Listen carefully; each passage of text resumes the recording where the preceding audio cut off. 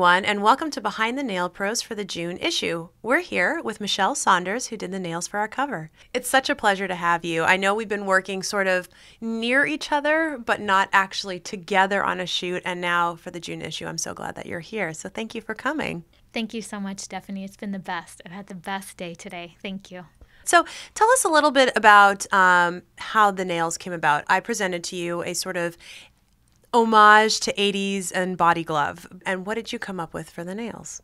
Well, I thought it was a really good idea to do the homage to 80s because that's really when nail art started, in the 80s. Mm-hmm. And I've been doing nails for a really long time, so I remember that. So I wanted to bring back and bring out a lot of original art, which started with just nail polish.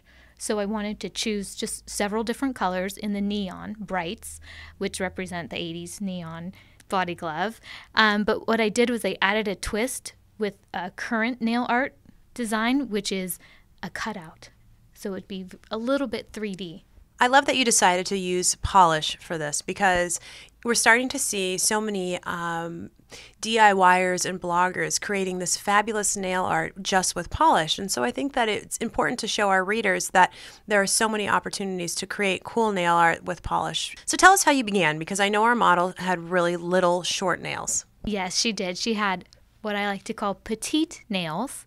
And I wanted to add a little length, but not too much, keep it as an active length, which we did. I kept the shape very, very similar to her own nail shape. I didn't want to go extreme with a point or a super square. So I did my favorite, which is called squoval. I noticed you used a somewhat different technique when extending the model's nails. What did you do? Yeah, what I like to do in order to create the most natural looking nail, I take a nail tip and I cut it in half. And I carve out a little semicircle or a half moon. And then I just glue that tip to the very tip of the natural nail. And that way, there's almost no filing involved. But when I do file that little line of demarcation, it creates a little bit of dust between the tip and the natural nail. And then what I do is I add glue right to that very area where it's dusty. And that way, it fills in the little line of demarcation between the line and the tip and the nail. It works the best. And it turned out really, really nice. And the neons were amazing. Definitely. And I think that you hit on an important point with neon being very relevant. We're seeing it a lot in accessories with a pop of color here, and nails are the perfect accessory to add a pop of color to. So I noticed that you alternated with a base color polish and then you went in with a second color. Was there any technique or rhyme or reason to this? Yes, I like to do different colors on different nails because then you get a variety, and the more brighter the better.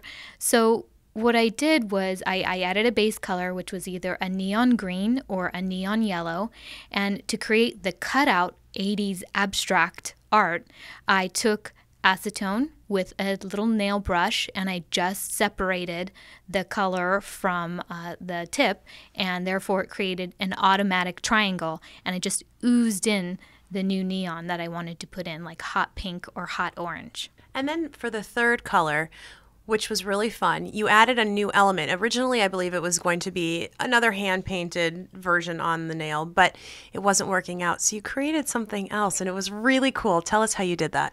Well, I wanted to create another abstract triangular pattern, and I was going to do it freehand, but it just wasn't going to have the precise triangular points that I needed. So I said, you know what? I'm just going to cut a pointy tip in half and create my own triangle, and then glue it on top. And that's exactly what I did. I cut it, turned it into a triangle, I painted it with the bright, bright blue, and then I just glued it on with nail glue. And it turned out so cool. What a great technique. And it's something easy that you could do, say, in the salon. You could prep a bunch of little triangles ahead of time in multiple colors and then glue them on, right? Absolutely. You can do all sizes, too. You can cut a larger triangle or a smaller triangle, and if I could have also done circles. I mean, you can do any kind of abstract art. It creates a very modern 80s look. And then did you coat the whole thing with top coat? Well, I thought about doing that, but I didn't want the top coat to ooze into the cutouts. So I did two separate top coat situations going on. So I did the painting of the nail, then I did a top coat, And then with my little separate triangular piece, I painted it and then put a top coat on that, let that dry for a minute. So then once I put the little blue triangle on, it was already done, top coat and everything. One thing I loved about the way this shoot turned out is how the nails worked so well with the makeup, and it really is nice to have a collaborative effort. Do you often work closely with the whole team, or do you feel like you work best on your own? That's a really good question. It's one of my favorite things in all the shoots I do is to collaborate closely with the makeup artist, the art director, the creative director, the editor. I love the collaboration, and that's something that a lot of manicurists out there don't get a chance to do, and I feel so lucky to be able to do that because it just becomes a big creative process and everybody works off of each other, and it's just amazing. I love it. Well, I think that the end result was really fantastic. The nails were spectacular. I loved your twist on this neon nail style. Thanks so much. It was really a pleasure to have you. Thanks, Stephanie. It was the best.